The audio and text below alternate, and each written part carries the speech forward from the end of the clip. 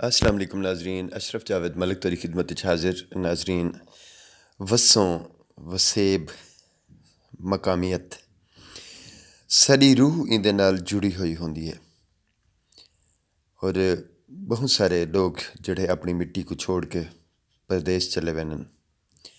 कुछ लोग ऐसे होनन कि जिहड़े वो मिट्टी दे वापस नहीं आते, उन्हां दी अपनी मिट्टी वापस आंदी है, मरण बाद वापस आनन।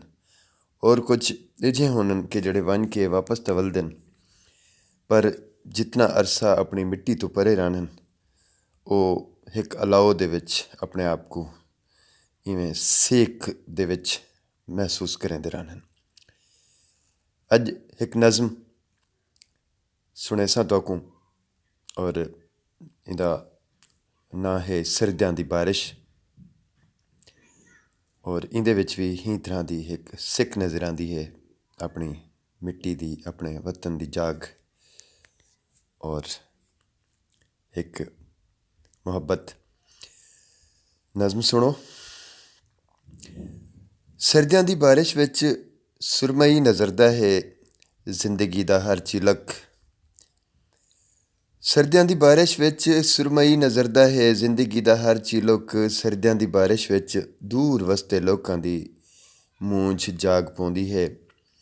शहर अपनी वस्सों विच खुद को आप सुन सकदे।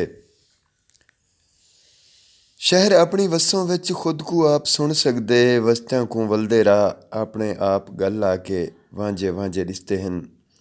पर ए रस्ते वासियां दे डरदे होए पैरां दी कौ विच विछे होनन। बाग सारे वस्तियां दे कच्चां कंधियां वेढ़ाइयां मुद्दतां दे मोयां दी याद विच डुसिक रोयन। कंब कंब निमाशें ताईं फेंग फेंग घुलदे हन। सुहानने अंब शरीं कचनाल किकरां दे टुल्हां विच याद विछड़े सजणां दी।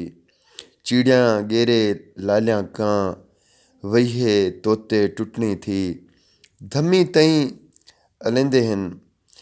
सर्दियां दी बारिश विच रातां लंबियां थी वेंदिन, मूंझ विधर वेंदी है।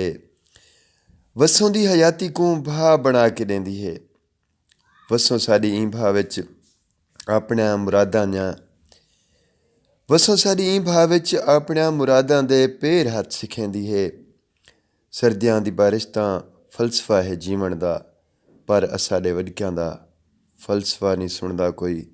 सर्दियां दी बारिश विच चुप गड़ुप साडी वस्सों, चुप गड़ुप सभे रस्ते। अस्सलाम वालेकुम।